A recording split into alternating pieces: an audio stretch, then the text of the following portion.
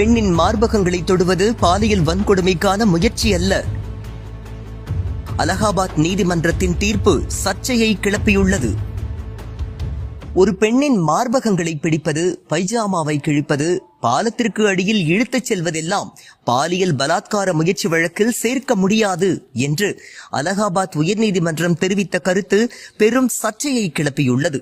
2021ஆம் ஆண்டு 2 இளைஞர்கள் 11 வயது சிறுமியை பாலத்திற்கு அடியில் இழுத்துச் சென்று பாலியல் வன்கொடுமை செய்ய முயன்றுள்ளனர்.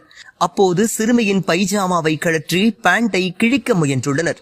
சிறுமியின் அலறலை கேட்டு இளைஞர்கள் ஓடிய நிலையில் இது தொடர்பாக பாதிக்கப்பட்ட சிறுமியின் குடும்பத்தினர் அளித்த புகாரின் அடிப்படையில் பவான் மற்றும் ஆகாஷ் என்ற 2 இளைஞர்கள் மீது போக்சோ சட்டத்தின் கீழ் வழக்கு பதிவு செய்யப்பட்டது. குற்றம் சாட்டப்பட்ட இளைஞர்கள் இருவரும் கஸ்காஞ்ச் நீதிமன்றத்தில் தங்கள் மீதான குற்றச்சாட்டுகள் தவறானவை, அதனை ரத்து செய்ய வேண்டும் என்று மனு ஒன்றை தாக்கல் செய்தனர். அந்த மனு ரத்து செய்யப்பட்டதை அடுத்து அலகாபாத் உயர்நீதிமன்றத்தில் தாங்கள் பாலியல் வன்கொடுமை செய்யவில்லை என்றும் தங்கள் மீதான வழக்குகளை ரத்து செய்ய வேண்டும் என்றும் மனு தாக்கல் செய்தனர்.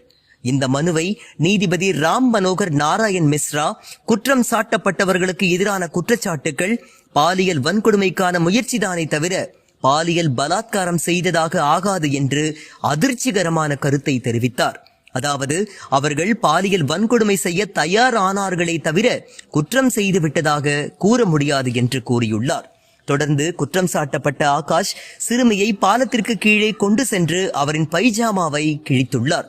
இதை எந்த சாட்சியும் பார்க்கவில்லை. இந்த செயல்பாட்டில் பாதிக்கப்பட்ட சிறுமி நிர்வாணமாக்கப்படவில்லை, ஆடைகள் கழற்றப்படவில்லை. ஆதலால் பாதிக்கப்பட்டவருக்கு எதிராக பாலியல் பலாத்காரம் என குற்றச்சாட்டு பொருந்தாது. குற்றம் சாட்டப்பட்டவரும் பாலியல் பலாத்கார முயற்சியும் செய்யவில்லை. ஒரு பெண்ணின் மார்பகங்களை பிடிப்பது, பைஜாமாவை கிழிப்பது, பாலத்திற்கு அடியில் இழுத்துச் செல்வதெல்லாம் பாலியல் பலாத்கார முயற்சி வழக்கில் சேர்க்க முடியாது.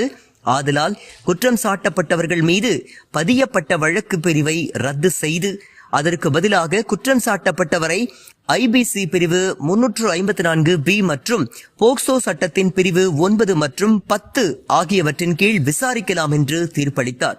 பாலியல் வன்கொடுமை சம்பவங்கள் அதிகரித்து வரும் இந்த சூழ்நிலையில் அலகாபாத் நீதிமன்றத்தின் இந்த தீர்ப்பு பெரும் சர்ச்சையை கிளப்பியுள்ளது.